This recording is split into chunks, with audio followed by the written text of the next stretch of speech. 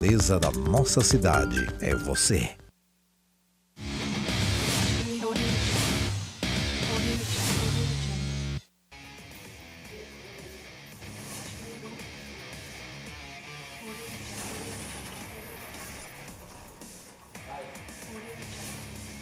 Fala, meu povo, boa tarde, começando mais um programa Resenha de Artilheiro aqui na TV Câmara Fortaleza, canal 7.2. Hoje a gente traz os destaques do Fortaleza, que agora foca força na Série A do Campeonato Brasileiro, destaques do Ceará, que se prepara para enfrentar o Brusque na busca de se reaproximar do G4 na Série B, tem ainda a final do Campeonato Cearense Sub-20 entre Fortaleza e Ceará. Tem ainda a final da Copa do Brasil de futsal entre Fortaleza e Atlântico Erechim. Domingo, no Centro de Formação Olímpica. Vai ser aqui, né, cara? Que legal, Centro de Formação Olímpica. E ainda os destaques para a Taça das Favelas, que teve as finais no último final de semana. Vamos entrevistar, inclusive, o Francisco Wilton dos Santos, o pequeno, que é presidente da CUFA, Central Única das Favelas, que realiza a competição. Os comentários hoje é por conta dela, Joyce Maciel. E aí, campeona? Campeona. Boa tarde, pessoal. Boa tarde a todos. Mais uma vez estamos aqui para falar, né, de futebol cearense. Vamos falar um pouco da triste eliminação, né, do Fortaleza. Sim. Dos objetivos que o Ceará ainda tem pela Série B e o Sub-20, né? O Fortaleza venceu o primeiro jogo, mas ainda tem o segundo e promete ser um jogo muito emocionante, Clássico Rei. É isso, vamos falar sobre tudo isso e muito mais. Eu quero a tua participação com a gente, tá? Manda mensagens para o nosso WhatsApp 859-8804-0040. Compartilha, fala para todo mundo que já estamos ao vivo na TV Câmara Fortaleza, canal 7.2. Vamos começar falando sobre o Ceará, que amanhã tem desafio para voltar a encostar no G4 da Série B. O adversário é o Brusque de Santa Catarina, e o jogo acontece às 19 horas na Arena Castelão. Joy, lotado já, não é lotado não, mas sei lá, tem 30 mil ingressos vendidos já? Já tem mais de 30 mil confirmados. Já vai bater um recorde de público, né? O Ceará é detentor de 7 dos primeiros 10. Já pensou, cara? Já vai bater um recorde de público. Mas é um jogo muito importante para o Ceará. E você vê o tamanho da força da torcida, né? Porque, por mais...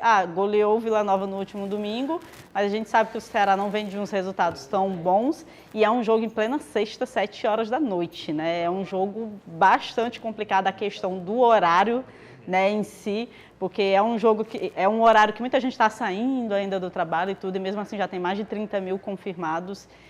E assim, o Ceará vai tentar, já começando assim, vai tentar vencer pela primeira vez o Brusque na Série B. Porque assim, para quem não sabe, é a primeira vez que eles se encontram numa Série B, foi esse ano, e o primeiro turno o Ceará perdeu, né? É verdade. Então, o Ceará vai tentar buscar a sua primeira vitória diante do Brusque na Série B. Os outros confrontos que eles tiveram foi pela Copa do Brasil, o Ceará venceu todos, mas assim, vale destacar que pela Série B o Ceará nunca ganhou do Brusque, né? Então, tem esse tabu, aí tem a questão também, o técnico do Brusque, que é um velho conhecido, tanto do Ceará quanto do próprio Floresta. Marcelo Cabo. Né? Marcelo Cabo, né, que deixou o Floresta recentemente. Então, assim, é um jogo, apesar de a gente ver que o Brusque está ali tentando fugir da zona de rebaixamento, mas é um jogo muito difícil. A gente fala até mesmo tudo bem que foi fora de casa, mas a gente fala até mesmo pela Chapecoense, que também estava na 19ª posição e o Ceará perdeu. A gente sabe que nesse cenário é diferente, o Ceará está jogando em casa, o Ceará é o terceiro melhor mandante da competição. Ele só perde para o América e para o Vila Nova, que não perderam em casa ainda. E o Ceará já perdeu, e é o terceiro melhor mandante. Então, assim, mas mesmo assim é um jogo difícil, porque o Brusque busca ali uma reação, venceu, inclusive, né, a última rodada, agora não me lembro ao certo, mas eu acho que foi contra o Amazonas, venceu, então dá um certo respiro. E eles sabem, né, da dificuldade que é de ganhar do Ceará em casa, e o Ceará sabe que precisa vencer se quiser sonhar com a mínima chance de entrar no G4.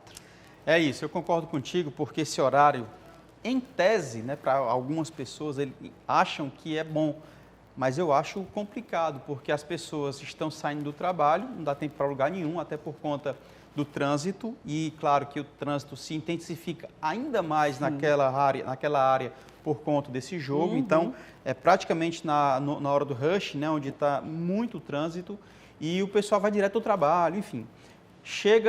Muitos chegam aí no meio do primeiro tempo, é o que geralmente acontece quando os jogos são às 19 horas, as pessoas têm que trabalhar, lógico, e do trabalho para o estádio, com esse trânsito louco que tem, acaba se atrasando no começo, não consegue pegar o começo da partida. E concordo também que é um jogo fundamental para o Ceará. Tem que aproveitar esse bom momento, que goleou o Vila Nova 4-0, e continuar com esse ânimo, com essa motivação e trazer de volta o torcedor para perto de si. É interessante que o torcedor do Ceará, como você falou, né, incendeia essa equipe. Então, este é o momento do Ceará aproveitar essa oportunidade de pegar um adversário tecnicamente inferior, está num momento delicado e isso pode pesar ainda mais, e o Ceará não tem nada a ver com isso, tem que partir para cima para fazer a vitória diante do Brusque, e aí, como a gente conversou aqui, né, encostar no G4 de vez. É fundamental para o Alvinegro essa partida. Com toda certeza. O próprio Marcelo Cabo, ele falou que é um jogo difícil, ele destacou a questão da torcida mesmo, ele falou que eles mesmos têm a expectativa de que tenha pelo menos 40 mil pessoas. E ele falou, eu como uma pessoa que já fui técnico do Ceará, por mais que tenha sido em 2015, eu tenho noção do peso que é estar na Arena Castelão lotada, a gente sabe que o momento para a gente é complicado e eles ainda vão contar com o apoio da torcida e a gente sabe que faz diferença, tanto para o Ceará quanto para o Fortaleza, é nítido quanto uma torcida faz diferença na hora do jogo. Não é à toa que o Ceará é o terceiro melhor mandante, não é à toa, é exatamente por isso que a torcida realmente consegue empurrar o time. Mas é fundamental que o Ceará vença, né? Como a gente já tinha falado em outros programas, o Ceará precisa vencer pelo menos 7 jogos, já conseguiu vencer 1. Então, assim, meio que precisa no mínimo vencer mais 6. E tem muitos jogos fora de casa que serão difíceis. Vai jogar ainda contra o América Mineiro, vai jogar ainda contra o Santos fora de casa, que é um jogo muito difícil. O Santos que está ali tentando conquistar o título, mas o Novo Horizontino não deixa. Mas é um jogo bastante difícil, o Ceará perdeu aqui, foi um dos poucos jogos com o Léo Condé que o Ceará perdeu e vai jogar fora, né? Então, assim, a realidade é que quem quer subir tem que vencer dentro e fora de casa. Perfeito. Mas o time tem que fazer principalmente seu trabalho dentro de casa e é isso que o Ceará tem que aproveitar, já que desperdiçou 2 oportunidades de vencer fora de casa, venceu agora o Vila Nova, ele é quase que uma obrigação, né? Vencer o Brusque agora, principalmente na condição que o Brusque se encontra na tabela. Beleza, na coletiva pré-jogo, o zagueiro Ramon Menezes, um dos defensores mais efetivos do Alvinegro, diz que está bem atualizado, estudando a situação do Ceará para conseguir o acesso até a Série A. E só deixa claro, a rodada boa não, porque a gente vai enfrentar um time lá de baixo, mas uma rodada boa por a gente jogar em casa e ter alguns confrontos, né? É por isso que a rodada se torna assim boa para a gente alcançar os nossos objetivos. Eu acho que a gente já passou por isso mesmo, já algumas rodadas atrás, de enfrentar clubes que estão nessa posição. A gente sabe o tão difícil que é enfrentar clubes assim, porque eles, querendo ou não, eles dão a vida por tentar sair das zonas que eles se encontram, ainda mais enfrentando o Ceará, que a gente sabe que o Ceará é muito grande no cenário nacional e todo mundo quer jogar bem. Vai ser um grande jogo, um jogo difícil, não pense que vai ser fácil. Mas a gente está bem focado, bem concentrado naquilo que a gente precisa fazer. O professor Condé já vai passar as informações a partir de hoje sobre o nosso adversário para que a gente entre em campo sexta-feira e faça um grande jogo.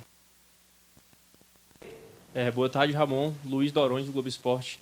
Queria saber de ti, cara, você foi não só titular como capitão no último encontro contra o Brusque, né? E eu queria saber se existe alguma coisa que tu pensa que fez a defesa ser vazada naquela partida e que dessa vez ela possa não ser vazada. Algum retoque, algo do tipo que tu entende que pode ser diferente para mudar o resultado também. Boa tarde. Eu lembro muito bem do jogo de lá.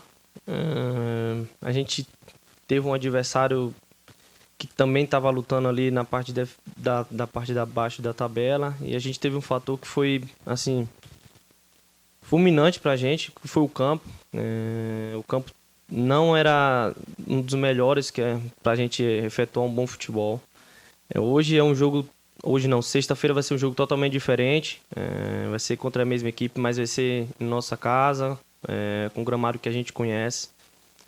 Pode ser diferente por ele estar com um treinador diferente, né? Uma outra filosofia, um outro estilo de jogo. Eles estão agora numa crescente, assim, nos últimos jogos muito boa. Então a gente vai ter dificuldade sim. Mas a gente tem totais condições, vai ser um jogo diferente do primeiro. Por inúmeras coisas que eu já falei sobre o gramado, sobre estar em nossa casa. E a gente está também focado em subir na tabela, e isso também vai ser importante para que a gente faça um grande jogo e saia de lá com os 3 pontos.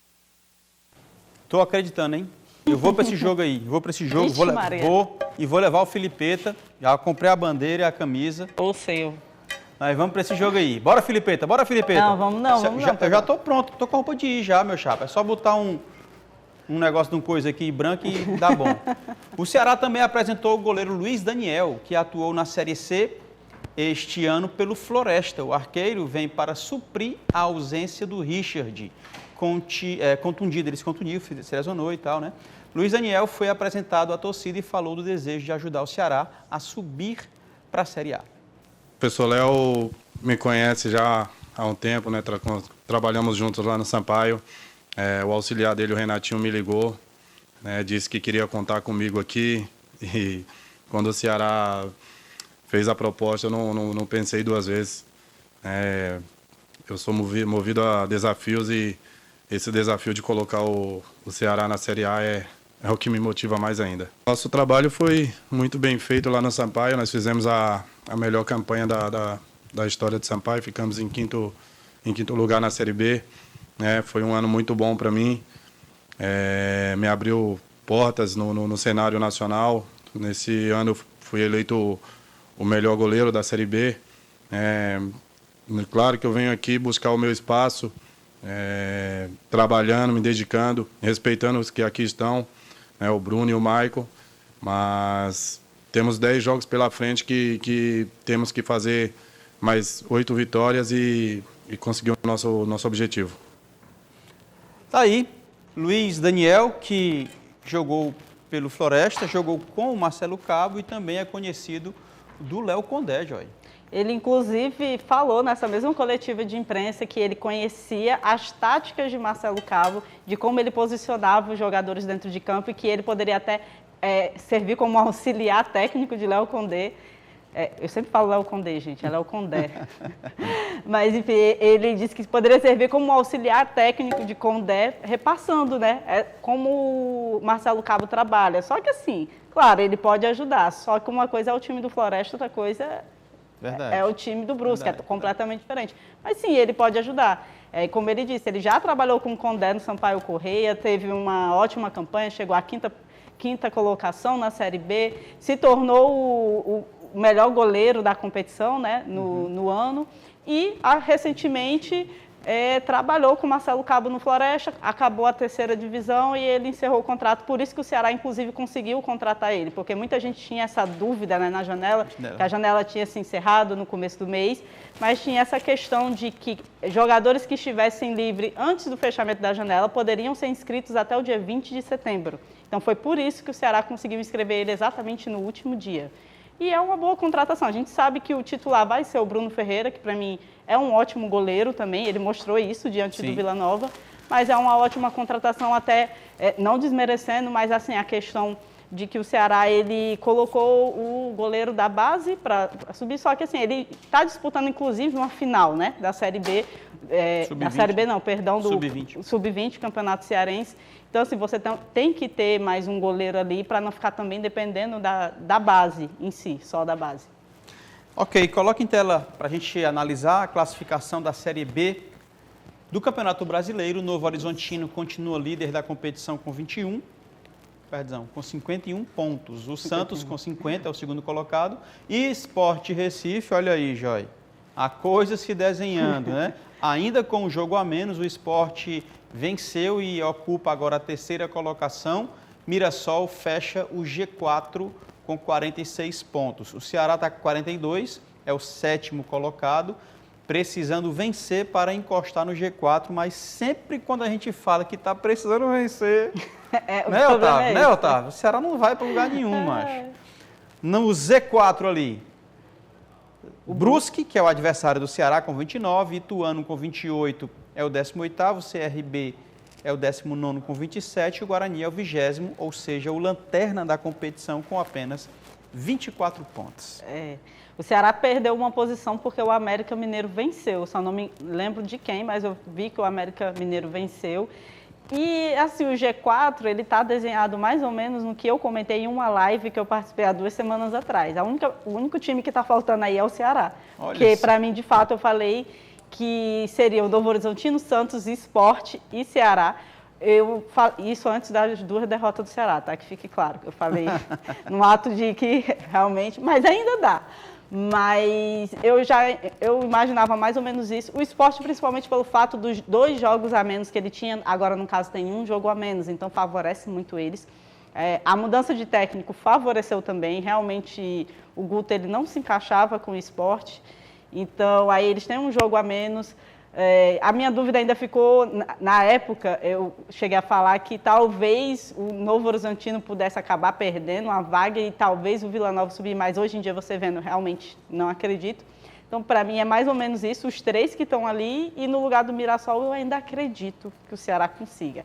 Acredito sim, né? Depois de me crucificarem porque eu cheguei a falar que achava que não, mas já mudei de ideia, acho que ainda dá. Ok, depois pesquisem lá no Instagram da Joy Maciel. Já apaguei. Já apagou? Já. Não sobe mais, não sobe mais, não sobe. Foi um momento de tensão, gente. O futebol cearense faz com a gente, é isso. A gente continua na torcida e espera que o Alvinegro suba de divisão. Vamos falar agora de Sub-20? O Fortaleza vai para a final do Cearense Sub-20 contra o Ceará com uma leve vantagem. Venceu a primeira partida, como a Joyce falou no início, por 1-0, e o jogo acontece no dia 30 de setembro, às 20h45. 30 de setembro é na segunda-feira à noite. Agora. Na próxima segunda-feira. Eles mudaram o horário, que antes seria 19, que eles tinham lançado. Mudaram. Mas já era na segunda ou era domingo? Era segunda já era mesmo, na segunda, era né? segunda mesmo. Era na segunda, só que era mais cedo, aí eles botaram para as 20h45. A gente espera que esses caras jovens joguem futebol e estejam lá dispostos para trazer o título para a sua equipe e não copiar o que muitos já fizeram ou andam ainda fazendo, que é para brigar, é para jogar e conseguir a classificação, no caso o título, né, que já é o título. Isso. E vai ser um presente Vargas. Como foi o primeiro jogo, né? Fortaleza venceu 1-0, um gol que foi no segundo tempo, um pênalti. É um pênalti, desculpa a palavra, mas foi um pênalti burro do goleiro do Ceará. A realidade é essa. Dava para ele não ter feito o que ele fez. Realmente foi pênalti. E aí, se eu não me engano, acho que foi Cauã, do Fortaleza. Ele foi feliz. E ele é o batedor oficial de pênalti do Fortaleza. Cauã Canela. Exatamente. E ele converteu e venceram por 1-0. Então, eles vão com essa leve vantagem. Mas é aquela coisa, né? Clássico Rei, meio que não tem nada a ganho, mas... a curiosidade fica porque é só a 4ª vez que eles se encontram numa final do Campeonato Cearense Sub-20. Sub-20, olha só. O Fortaleza, se eu não me engano, venceu 1 e o Ceará venceu 2, inclusive do ano passado. O ano passado foi Clássico Rei e o Ceará acabou vencendo. É aquilo, é uma vantagem mínima, mas que pode ser fundamental. De repente terminam num 0-0. Sim, total. Até porque o primeiro jogo estava se encaminhando para um 0-0. Se né? não fosse o pênalti, teria terminado no 0-0. Mas a expectativa de bom jogo, e eu acredito que esse vai ser aberto ao público, pelo que eu já vi, que o primeiro não tinha sido por conta do jogo do Fortaleza no Castelão, a questão de segurança, que era bem próximos dos horários, mas esse que eu já vi que a entrada é 1 quilo de alimento, então o pessoal que tiver interesse de estar lá presenciando, a entrada é 1 quilo de alimento, senão vai passar na TV, no YouTube da federação. Eu vi. FCF TV. Então. Isso, exatamente. FCF TV. Tá bom. Vamos falar agora de futsal, tá? O Fortaleza recebe o Atlântico de Erechim na segunda partida da final da Copa do Brasil de futsal. O jogo será no domingo. Foi esse jogo aqui que eu me lembrava que era no domingo. Eu até conversei com o Paulo Sérgio Cordeiro, mas eu confundi, né? Achava que era o Clássico Rei Sub-20. Tá. Esse jogo de futsal, a final da Copa do Brasil, Fortaleza joga no dia 29 de setembro, domingo, às 13 horas. A gente até comentou, caramba, deve estar quente pra caramba, apesar de que a gente acha, né, a gente não tem a certeza, você pode falar que você trabalha lá, inclusive, que o Centro de Formação Olímpica tem, lá ele é climatizado e tal, então dá uma amenizada, tá? No CFO, ao lado da Arena Castelão. O Fortaleza precisa vencer no tempo normal para forçar a prorrogação, porque o primeiro jogo foi 4-3 para o Erechim. Lembra que estava 3-3 e no finalzinho do jogo, faltando segundos, a equipe fez o quarto gol e aí o Fortaleza agora precisa vencer para levar para a prorrogação. É um jogo, acaba se tornando um jogo difícil por isso, né? É aquele gol que sai nos finalmente, é o que dá raiva, né? Mas o Fortaleza vai estar jogando em casa, acredito eu que vai ser aberto, check-in para ingresso, então vai ser aberto ao público. Então é aquela coisa que a gente fala no futebol de campo, a presença da torcida é fundamental e faz toda a diferença. Então se foi 4-3 no primeiro jogo, não vou dizer facilmente, mas sim dá para o Fortaleza vencer pelo menos por 1-0, porque eu acho pouco provável ser só 1-0, né? Verdade. Dificilmente em futsal é só um gol, mas acho que dá sim para o Fortaleza até vencer sem nem precisar levar para as prorrogações, né? Vai jogar em casa com a presença da torcida, então para mim é possível. Eu acho de verdade que o Fortaleza vai vencer essa partida, tem time para isso e preparou o time para poder ser campeão. Tem vários nomes de seleção brasileira, nível internacional, pode perfeitamente conseguir essa vitória. E eu vou torcer pro Lion. Eita. Bora, Filipeta.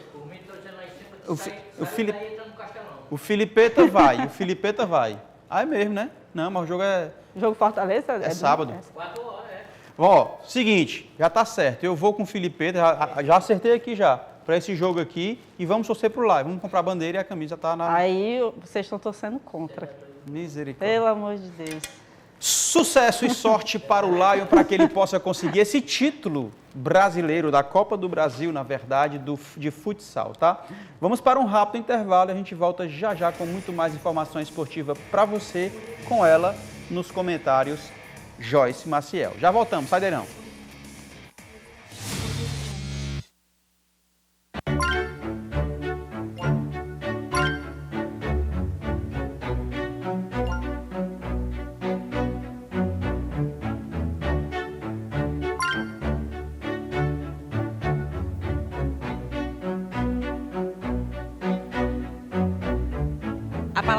Democracia nasceu na Grécia Antiga, com o significado de o poder do povo.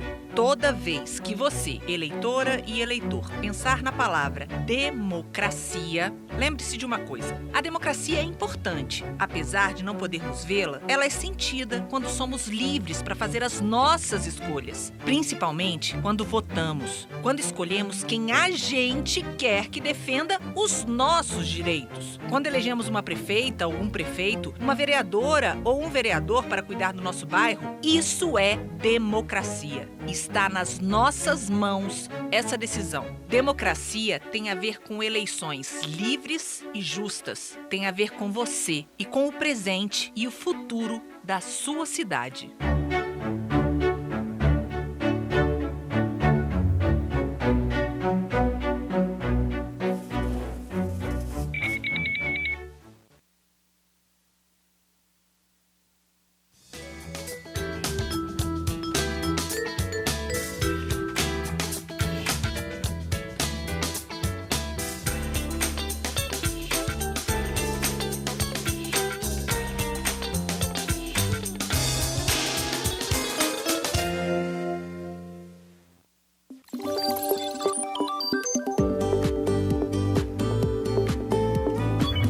Candidatas ou candidatos não vão poder ser detidos ou presos entre os dias 21 de setembro e 8 de outubro.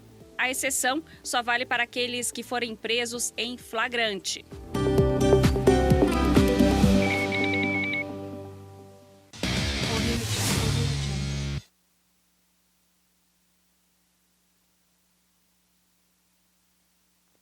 Volta e deixa um abraço especial para Lúcio Gleison Show, está nos acompanhando mandou uma mensagem parabenizando, inclusive, o nosso trabalho, viu, Joy? Obrigada. Vamos falar agora de Série A. O Fortaleza, como a gente sabe, não passou pelo Corinthians na Sul-Americana e agora precisa focar no Campeonato Brasileiro da Série A. O placar 3-0 foi uma ducha de água fria nas pretensões do Leão em ir à final da Copa Sul-Americana. Mostra pra gente como é que foi o jogo contra o Corinthians, para desespero do Cláudio Costa. Joy, o jogo foi cruel, né, cara? Completamente diferente do que a gente meio que esperava, né? Que a gente comentava na rádio, que a gente esperava até que o Corinthians ia mais para um contra-ataque. Talvez fosse administrar mais o placar que fez aqui e iria para um contra-ataque, mas foi completamente diferente. Fortaleza até jogou um pouco melhor no primeiro tempo, mas acabou vacilando ali no segundo e o Corinthians matou a jogada. Assim, no primeiro gol você já percebe um pouco de desânimo no time do Fortaleza, porque aí já teria que fazer 3 gols para levar para um possível pênalti. Eu confesso que eu não entendi o porquê que o Vojvoda deixou Lucero e Pikachu no banco. Eu também não, brother. Eu não vou mentir, confesso que para mim foi estranho, porque assim, quem precisava mais do resultado era o Fortaleza, então para mim ele teria que colocar, toda a equipe do Fortaleza é muito boa, mas ele teria que colocar o melhor dos melhores, que no meu ver, atualmente Pikachu para mim seria titular, e ele deixou no banco e coloca ele só depois do Fortaleza sofrer gols. Então assim, eu não entendi qual foi a ideia do Vojvoda. Para mim foi um erro dele de escalação, que resultou nessa nova derrota. A gente já sabia que seria difícil vencer do Corinthians fora de casa, mas assim, a forma como foi a escalação meio... Por quê? Até agora eu mesmo fiquei me perguntando por que ele deixou o Lucero no banco, por que ele deixou o Pikachu no banco, não entendi. Mas é isso, vida que segue, pensar agora a Série A e nos campeonatos do próximo ano. O foco agora, Série A, tem que ser Série A e não baixar a cabeça, não baixar a guarda na competição nacional. Afinal de contas, o Fortaleza está bem na classificação e precisa manter o foco aí, faltando, sei lá, 11 rodadas, 12 rodadas? 10 rodadas. 10 rodadas, mais ou menos isso, então tem que manter esse foco, tá?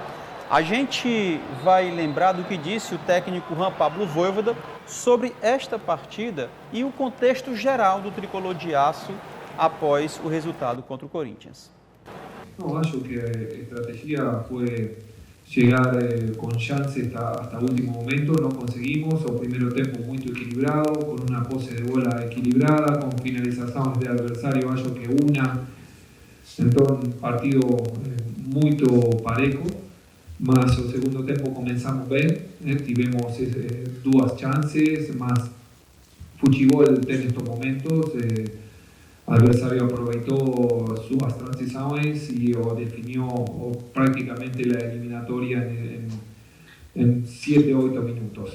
Continuar, fizemos una boa Copa Sudamericana, conseguimos primera posición en fase de grupo, en un grupo difícil, pasamos Rosario Central, hoy toca perder con dor, más esto para nosotros tem que ser un aprendizado y continuar para frente. Ok, o treinador Juan Pablo Vojvoda falou ao lado do atacante Kaiser, que também teve lugar nessa fala, óbvio, na coletiva. Ele lamentou o gol perdido quando o placar ainda estava 0-0 contra o Corinthians. Roda o VT do Renato Kaiser.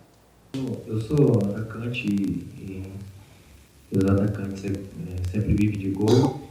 Tive oportunidade, talvez poderia ter outro rumo no jogo, mas a minha vida sempre foi de desafios.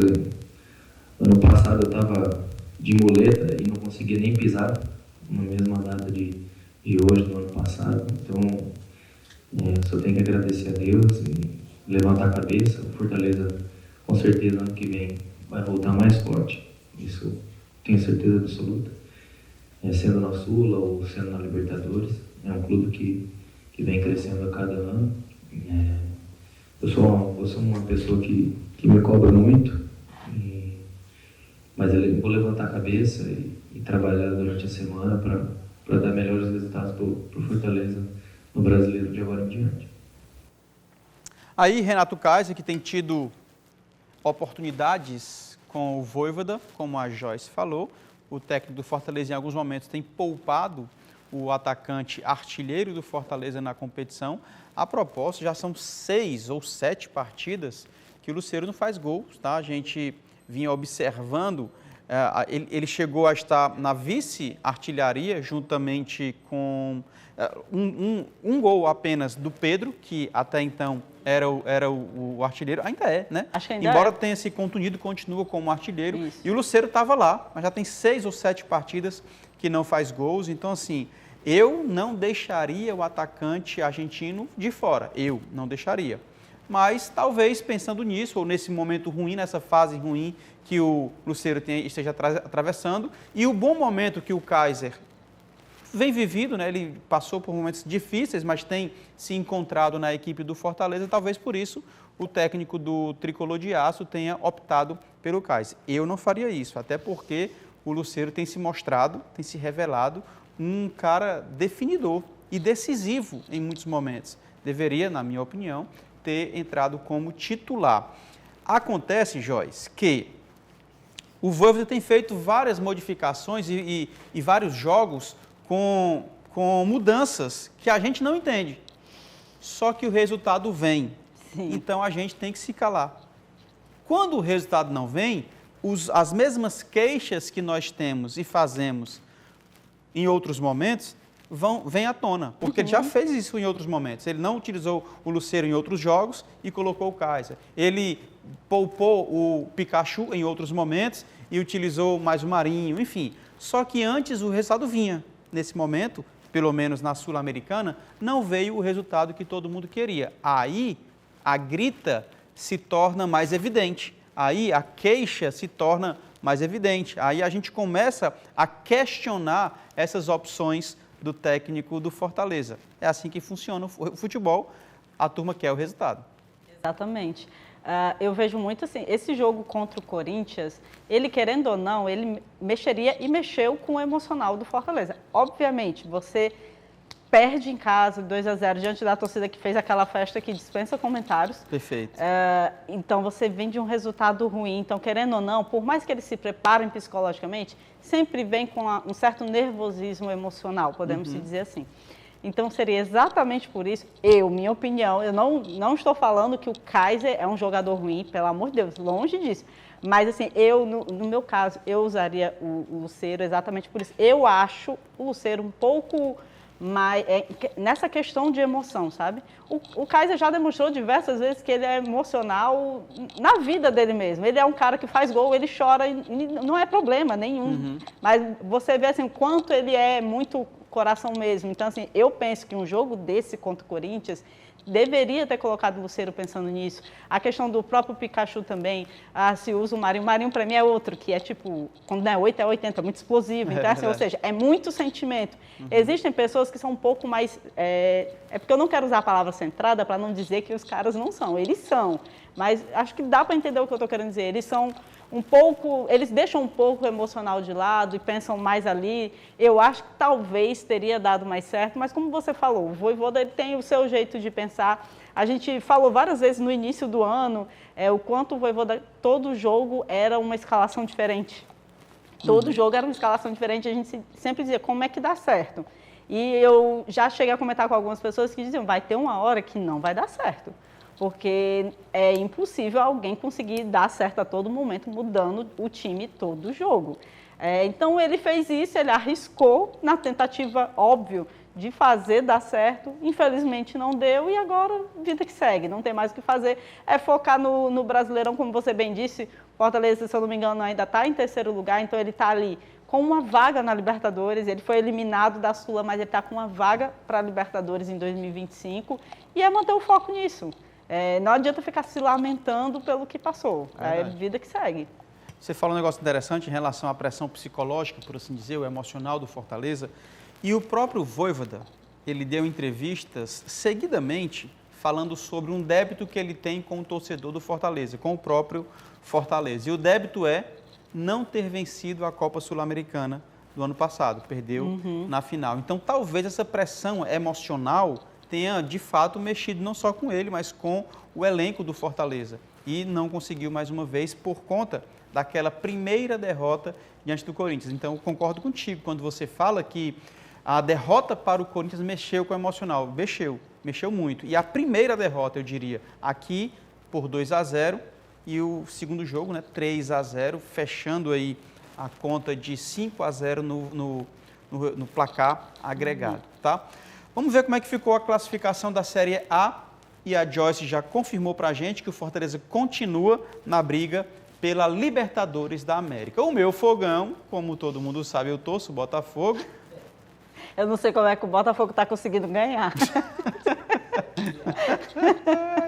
56 pontos, o Palmeiras é o segundo colocado com 53 e o Tricolor de Aço com 52 é o terceiro colocado. Flamengo, 45 pontos com um jogo a menos, é o quarto colocado. Como a Joyce falou, os 4 primeiros entram direto na fase de grupos da Copa Libertadores da América. De repente, até mais, o quinto e o sexto colocado, dependendo da situação dos brasileiros na Sul-Americana. E também na Copa do Brasil, depende de quem seja o campeão, tá? Então, Fortaleza está praticamente garantido, confirmado na Libertadores do próximo ano. Sim. Na pior das hipóteses, deixa eu ver, 52, na pior das hipóteses, numa Copa Sul-Americana. Mas acho que por esta pontuação ele chega na Libertadores na fase de grupos. Eu não acredito que o Fortaleza perca essa vaga da Libertadores. Como você bem disse, o Flamengo tem um jogo a menos, mas se o Flamengo vence esse jogo a menos, ele vai a 48. O Fortaleza tem 52. São 4 pontos de diferença ainda. Então, ou seja, atualmente o terceiro para o quarto lugar tem 7 pontos de diferença. É muita coisa. É muita coisa. Então, para mim, faltando só 10 rodadas, basicamente, principalmente agora que o Fortaleza, como só tem um campeonato brasileiro nesse momento, ele vai fazer igual o Palmeiras está fazendo. Foco total no Brasileirão. Enquanto o Botafogo está aí ainda disputando a Libertadores, que inclusive avançou ontem, em pleno Morumbi, naqueles pênaltis que, pelo amor de Deus, assisti, foi inacreditável. E, inclusive, se o Botafogo vence, né, já até dá mais uma vaga da Libertadores, aí vai descendo, exatamente. Se eu não me engano, eu não sei, mas parece que faz bem uns 50 anos, né, que o Botafogo não chegava na final de Libertadores, algo assim. 51 anos. E aí o Botafogo está na briga pela Libertadores e na briga pelo Campeonato Brasileiro. E seremos campeões de tudo isso daí. O Corinthians está na zona de rebaixamento, é o 17º, o Fluminense 18º, Cuiabá 19º e o Atlético Goianiense na lanterna da competição. Próximos jogos do Tricolor de Aço. Domingo, dia 29 de setembro, o Leão volta a campo pela Série A contra o Cuiabá. Lembra do Cuiabá, Joy? Quem não lembra? Não foi quanto, hein? 4-0? Foi 5-0? Foi quanto esse jogo aí? Foi 4-0. 5-0 no primeiro turno. Foi 5-0. Ô, lapada medonha. Às 4 horas... vamos descontar. Nós vamos descontar. Eu já comprei a bandeira já. Comprei a bandeira. Acho que foi o único momento que o Cuiabá demonstrou uma reação, porque ele venceu o Fortaleza e venceu o São Paulo pelo mesmo placar, se eu não me engano. Tipo, foi jogos seguidos, assim. Mas está na zona de rebaixamento. Mas segue na zona de rebaixamento e é aquela coisa que a gente sempre fala, todo jogo do Fortaleza. É obrigação do Fortaleza vencer. Mas mais do que nunca, porque ele vai estar jogando em casa, vem de uma derrota que, querendo ou não, por mais que o torcedor mais pessimista acreditasse que não avançasse, não esperava que o Fortaleza fosse perder de 3-0, como foi. Então, assim, tem aquela coisa de, como agora estou totalmente focado no Brasileirão, tem que vencer. É o 19º colocado, não tem desculpa. E tem que revidar o que sofreu no primeiro turno. É verdade. Inclusive, o pessoal está me lembrando aqui que esse jogo foi a reviravolta, né? Foi a arrancada do Fortaleza para este novo momento. Depois da goleada, aí ele venceu o Palmeiras, ele venceu o Flamengo, ele venceu o São Paulo, ele venceu o Cruzeiro, ele venceu Grêmio, né? Empatou com o Botafogo. Quer dizer, foi uma sequência extraordinária até chegar. Acho que eles pararam para pensar assim, pelo amor de Deus, a gente é vice-campeão da Sul-Americana. O pessoal, vice não é título, não interessa. Ele chegou à final de uma Sul-Americana. Chegou à final, é verdade. Então, é muita coisa. É um time de grande expressão do Nordeste, de grande expressão do Brasil. Aí levar 5-0 aquele dia, realmente, assim, é um dia para ser esquecido, porque quando você lembra, o Fortaleza estava irreconhecível no gramado. Era uma coisa inexplicável. Verdade. Deixa eu trazer uma matéria que eu acho bem interessante aqui, bem legal. Olha aí o projeto Bike Sem Barreiras acontecendo. Acontece a partir da Avenida Beira-Mar de Fortaleza. A iniciativa, fruto de uma parceria entre a Autarquia Municipal de Trânsito e Cidadania e a Uninasal, proporciona um momento de lazer e inclusão para pessoas com deficiência, autismo ou mobilidade reduzida. Geralmente a gente percebe reações muito positivas e emocionantes, porque às vezes são pessoas que nunca puderam passear de bicicleta ou que não passeiam há muito tempo. Geralmente levam seus acompanhantes também. É bem divertido. A ideia é mostrar que as limitações físicas não são um obstáculo para a prática de algumas atividades ao ar livre. A próxima edição acontece no dia 19 de outubro, das 8h30 da manhã ao meio-dia. O encontro é na Avenida Beira Mar, na altura do número 805, bem próximo ao Centro Cultural Belchior. Grupos que tenham interesse em participar podem agendar previamente. Se houver alguma instituição ou ONG ou grupo mesmo independente que tiver interesse em participar e não tiver veículo disponível, a gente também disponibiliza um ônibus gratuitamente. Você só precisa agendar pelo e-mail ggciclo.amc@gmail.com. Fabiana, acompanhada da filha Alice, se fizeram presentes na última edição do Bike Sem Barreiras. As duas são diagnosticadas com autismo e aproveitaram a nova experiência. Foi muito legal, muito divertido. A Alice não sabe pedalar. A gente utilizou o que tem a cadeira de rodas acoplada na frente. Foi uma experiência muito bacana. Ela ficou muito feliz de participar de um lazer que ela não tinha costume de fazer. A gente não pedala há muito tempo e eu acho que nunca pedalamos juntas. Muito legal, projeto especial demais. A gente fica feliz, né, quando vê esse tipo de testemunho, né, esse tipo de depoimento, né, que pessoas que de alguma forma estavam excluídas e acabam sendo incluídas nesses momentos. Acho muito legal. Parabenizar a iniciativa, tá? Tem uma outra matéria. Se liga aí, Joy. Que notícia boa. A Escola Náutica de Fortaleza inicia atividades gratuitas. Olha só, vamos ver como é e como é que funciona, né, esse novo momento com a reportagem de Joana Frota. Cláudia Anderson decidiu unir o útil ao agradável, se inscrevendo na Escola Náutica de Fortaleza. Aqui ele está aprendendo mais sobre o wingfoil e o kitesurf, de olho no futuro. Tem aquele medozinho de, sei lá, o vento te levar, mas a sensação é ótima. Quando a vela sobe e eu tô ansioso demais para entrar dentro do mar.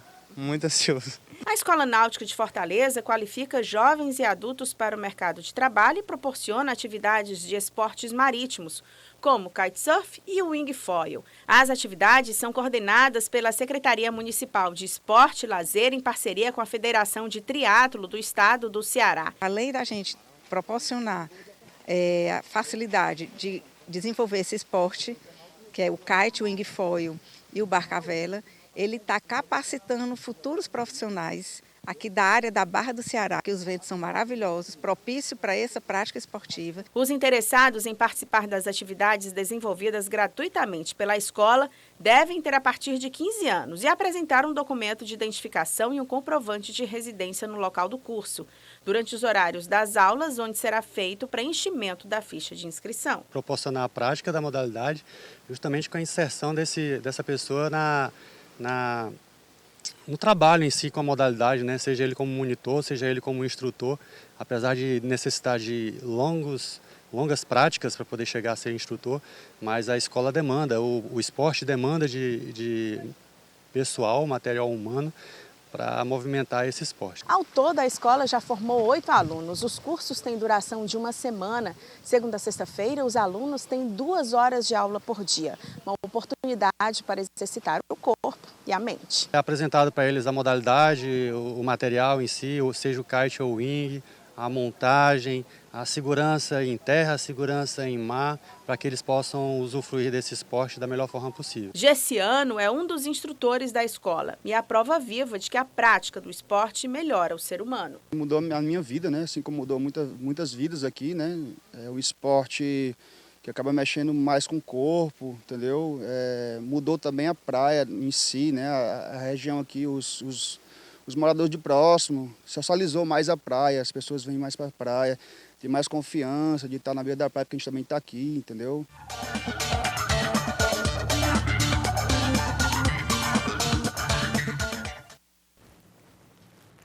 Eu já fui muito bom nisso, viu, Cláudio Costa?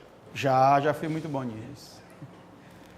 Vamos agora falar sobre Taça das Favelas 2024. Final de semana passado foi de decisão do feminino e do masculino na Areninha Parque Dom Aloysio Loscheider, no bairro Itaperi. No feminino, a equipe da Bela Vista venceu nos pênaltis a do conjunto Ceará depois de um empate em 1-1. Jogaço de bola. No masculino, a gente vai falar um pouco sobre esses projetos no masculino e no feminino, que deu Jardim União vencendo o Bom Jardim por 2-0 em uma partida empolgante. Sobre esse assunto, vamos conversar com ele, Francisco Wilton dos Santos, o pequeno presidente da CUFA, Central Única das Favelas, que realiza a Taça das Favelas. Fala pra gente, explica, quer dizer, muito boa tarde, primeiramente, boa tarde, né, meu irmão? Obrigado pequeno, pelo né? convite. É, pequeno. Muito boa tarde, cara. Boa tarde. Parabenizar aí por esse projeto extraordinário, mas fala pra gente, explica melhor o que seria a Taça das Favelas. A Taça das Favelas, na verdade, ele é um grande movimento de juventude, né? Então, o torneio de futebol é mais um mecanismo, mais uma ponte ali que a gente utiliza para a gente estar dialogando com esses jovens permanentemente, tanto com meninos e com meninas. Até que a gente fala, né, que para jogar bola as pessoas não dependem da CUFA, depende só de um campo e uma bola. Mas a nossa proposta é fazermos com que esse movimento ele seja um movimento permanente para que a gente possa estar dialogando com esses meninos outras potencialidades, outras possibilidades. Tipo, fizemos na região de Sobral, a gente fez lá com 32 times em Crateús e em Juazeiro. Então, como é que a gente vai e traz essas pessoas também para dentro da organização, para dentro da competição, e a gente começa a dialogar a partir de quê? Para estar na Taça das Favelas, por exemplo, tem que estar estudando, tem que estar vacinado, né? Tem que ter todos os documentos, a gente tira ali uma temática do mês, a violência contra a mulher, então a gente começa a discutir outras questões com eles através do futebol. Então o futebol é mais um atrativo para a gente estar ali conversando sempre com essa turma. Sensacional, né, cara? Além desse movimento esportivo, também tem esse lado, essa preocupação com o ser humano, com o cidadão, com a sociedade, simplesmente sensacional. Como é que vai falar? A gente está vendo aqui o tape do Jardim União e Bom Jardim. Uhum. O Bom Jardim, o técnico Bom Jardim é um sargento da Polícia Militar. Então, quando a gente começa a pensar e criar uma narrativa, a gente vê que o programa de segurança pública não é só feito com polícia na rua, com mais cadeia, com desarmamento. Então, isso é um trabalho de prevenção, que é um programa de segurança pública, que deveria ser percebido, deveria ser visto, deveria ser invertido. Né? E, por outro lado, tem o Jardim União, que é um projeto que atua lá com 150 adolescentes, 150 jovens, já há mais de 20 anos, e sempre tem a mesma dificuldade, né? Porque assim, você pega um time desse, os cabas desenrolam lá um negócio, um trabalho sensacional. Só que eles têm uma dificuldade, assim, tem atletas, tem treinadores de time que não sabem fazer um ofício, que não sabem um edital para poder melhorar ali sua escolinha. Então, é parte também do projeto da CUFA fazer com que esses jovens, fazer com que esses coordenadores também tenham acesso a esse conhecimento e a gente construa com eles essas possibilidades. Legal, então a CUFA consegue organizar isso, esse evento, por exemplo, mas não somente o evento, né? De uma forma mais ampla, consegue dar um suporte maior para esse povo. Exatamente. Isso que é o nosso legado, é que não tem favela carente, tem favela potente. Que as pessoas precisam de oportunidade, seja com futebol, seja com empreendedorismo, seja com a cultura. Legal, Joyce. Muito bacana. Não, é uma coisa que a gente sempre fala, né? Assim, o meu ramo principal é o futebol. Eu sou realmente muito apaixonada por futebol, quem me conhece sabe. E assim, eu sempre que posso estou acompanhando a Taça das Favelas. E é muito interessante você falar isso, que não é só mais uma competição de futebol. Porque acho que muitas vezes as pessoas veem que é só mais uma partida de futebol e tal, para tirar os meninos temporariamente de alguma coisa ruim. Mas não, vocês fazem um projeto duradouro. Como você mesmo disse, a própria coordenação, eles trabalham para que eles possam ter um conhecimento melhor de como fazer um ofício, que para muita gente é muito simples, mas para algumas pessoas que nunca viram, é difícil. Uhum. E tem gente que acha, não, é uma besteira. Não, gente, não é uma besteira. Para você saber hoje, você teve que um dia não saber. Então, Exatamente. Isso é muito interessante isso, que o social que vocês trabalham, que a Taça das Favelas é muito mais do que só futebol, ela é um social, é muito mais do que só ver os meninos em campo ali, essa questão de trabalhar eles, até pensando no futuro, como você disse, né? Eu prestei atenção quando ele falou que vocês acompanham para ver se os meninos têm a vacinação, têm a documentação. Muito legal, né? É difícil você ver alguém que esteja preocupado que o menino esteja vacinado. Isso é interessante. A gente está com 2 momentos agora, tipo, quando ela fala, quando a gente vai tratar o futebol feminino, claro que é muito diferente do futebol masculino, mas a gente tenta dar o mesmo tratamento. Do ônibus massa, quando é para levar esse menino para a final, de um lanche, de uma bola, de um uniforme personalizado com a marca que elas escolhem a maneira delas, porque há uma violência de gênero muito grande. Nesse momento a gente tem uns observadores técnicos durante a competição que a gente escolhe 18 atletas masculino e feminino que vão para São Paulo agora no dia 8, participar do Favelão, com todos os estados também que realizaram a Taça das Favelas. Quando tu vai convocar atleta, tu convoca. Aí atleta, eu não posso ir porque o meu emprego não deixa eu ir. Eu não posso ir com quem não tem com quem deixar meu filho. Eu não posso ir porque o marido não deixa eu participar. Então tem uma violência escancarada que a gente precisa entender, a gente precisa dialogar com elas. Eu não posso dialogar só com elas, eu tenho que colocar a macharada também, entender, fazer um papo ali aberto com eles, para ele entender que essa violência é parte de nós, homens. E a gente também tem que combater isso. E as mulheres são mais vítimas, e a gente faz isso, desde a construção de um regulamento específico para ela, específico para eles, para a gente poder compreender. A gente não tem uma receita, a Taça da Favela não é uma receita de um bolo pronto. Eu também não faço para eles uma competição.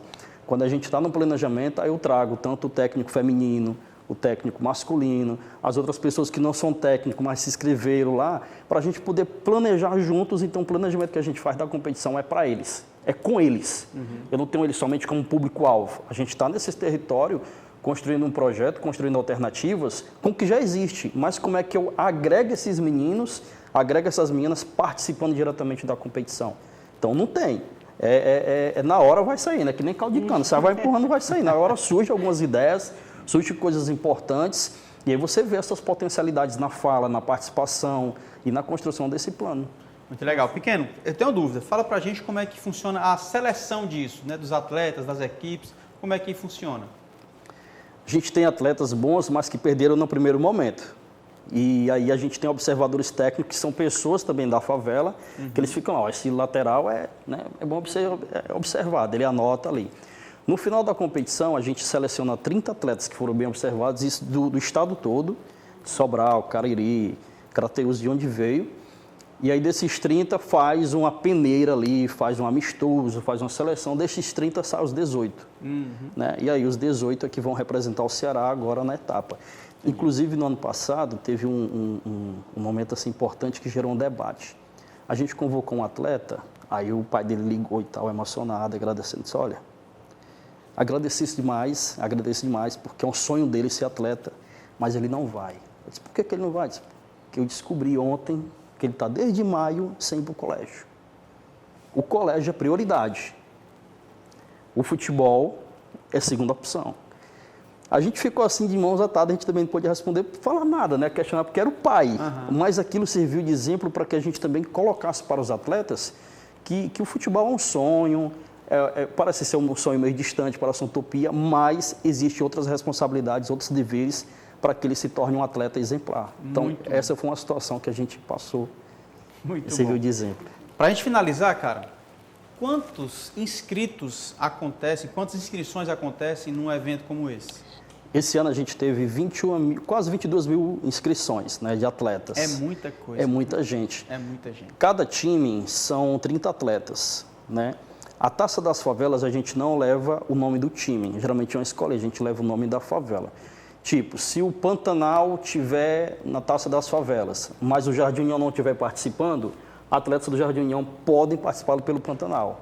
Mas se o Jardim União estiver participando, ele não pode representar, ele tem que representar o time dele, a área dele.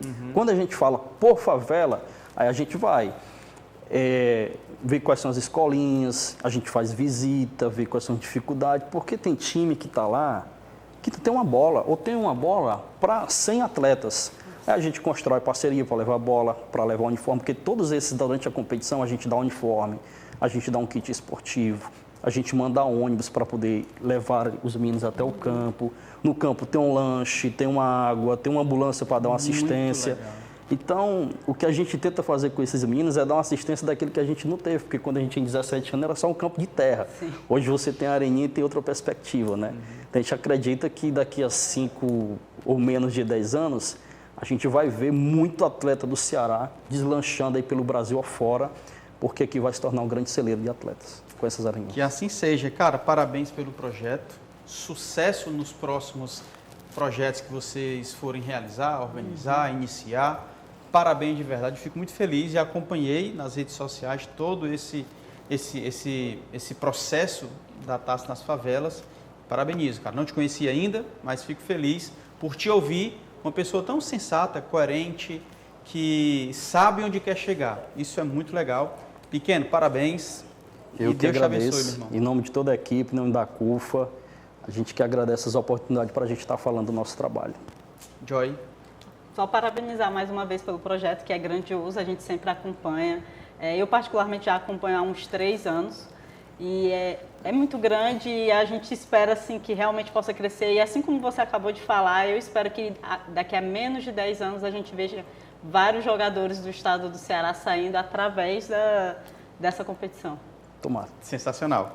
Joyce, obrigado, hein? Obrigada a você, até a próxima. Até a próxima, se Deus quiser. Fica aí, Pequeno, fica aí, Joy, a gente vai finalizar. Agradeço mais uma vez de coração, tá? O Resenha de Artilheiro está terminando. Produção, roteiro e edição, jornalista Paulo Sérgio Cordeiro. Concepção de conteúdo, jornalista Lúcio Gleison Shoa. Edição de imagens, Ranieri Vieira. Engenheiro de telecomunicações, direção técnica, Isaac Garcia. Coordenação da comunicação da Câmara Municipal de Fortaleza, jornalista Renata Sampaio. Comentários hoje, Joy Maciel, tá aí ela, ó. Ela ali, ó, Joy Maciel, arrebentando, tá? A gente se encontra na próxima segunda-feira, aqui na TV Câmara Fortaleza, canal 7.2, às 16h30. E na FM Fortaleza 90.7, toda segunda e sexta-feira, 11 horas da manhã. Eu me despeço por aqui, fique você e toda a sua família na paz de Cristo. E lembre-se, seja memorável sempre. Valeu e tchau.